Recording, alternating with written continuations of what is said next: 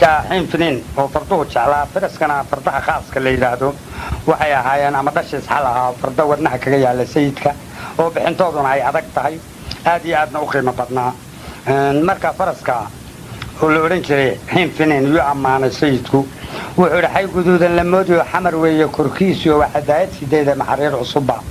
afku waa xulxulkaasoo ilka loo xanafeeyo xakamaa la dhacaya macandaad burtuma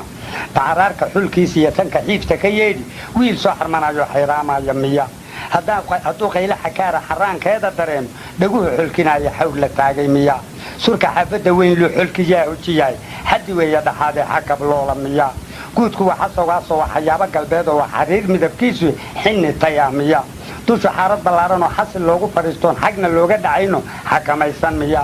fanku waa xaraf weyn oo xawaal weeye korkiisu gumburkii xallimeediyo caradheera miya qanaantu xurgufaayee xiisadeeda lulaayo xiin habaaska karaayo xusur dheehan miya haddii layga xubeero xididow bixin maayaan xabeebtiisa ku raadiya xabadkaygi miya anaan lay xaradhaamin isna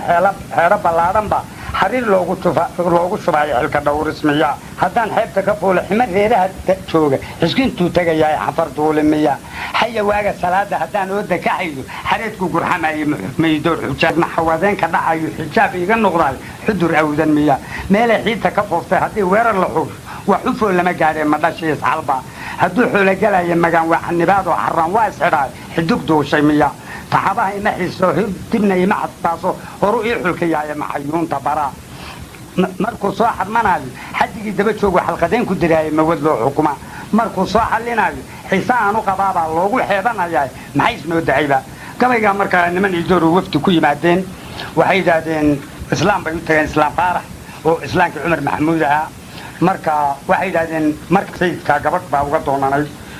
waxaa layidhi ninkaas kula xididay wuunina kala gaabinayaa aynu la dagaalanno may anuu ninkaasu xidid baanu nahayo waalid baa ninka u ahay buudi waxaa layidhi bal hadduu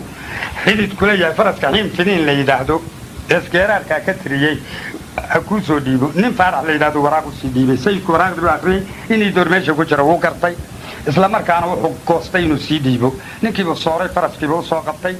wuxuu yidhi xayow faaraxow hadal rag waa loo xutubayaa nin xishood le baan ahay haddaan lay xastiyahayna xabiib baan ahaa jeer kufriga laygu xaasideeyey aadna xaashiraad iila timid xaakim soo diray xadigii adduunyada haddaad xoole iga dooni marna anigu kaama xastiyeen xaalaad leedahay inaan kuu xafgooyaan jeclaa geel xawaar badane kumayaal xawaadaan lahaa xawdu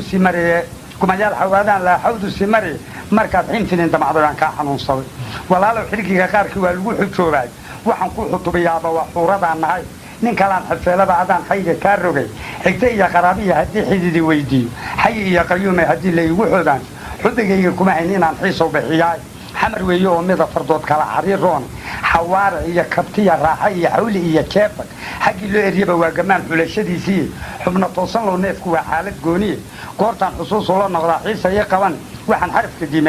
xarafka diimeedahay igaga xeldheer xarbigi iyo jahaadkaan lahaa xoogsi ugu fuul isagaan xatooyada lahaa xuurta ugu loog xiniyaha ku goobaan lahaa gaalka xaylka leh xayska da'ayaan lahaa xalinu dooyey xaqi iga maqnaa baan lahaa xaq ugu raacdeey meeshii iyo xeebtaan lahaa xita ku eryood xijaroodta reer hagaranoon xabashidii roogay xinjirtooda dhiiggaa haddaan lagu xaraaraysan xaqa maquuqiyo haddaan xaaluf laga yeeli xidaysana ma dhiiban anoon xaaladay bogan xaaraami unba arlada xuli abidkii wuxunbay xusleeyaan sidii xabashidii doori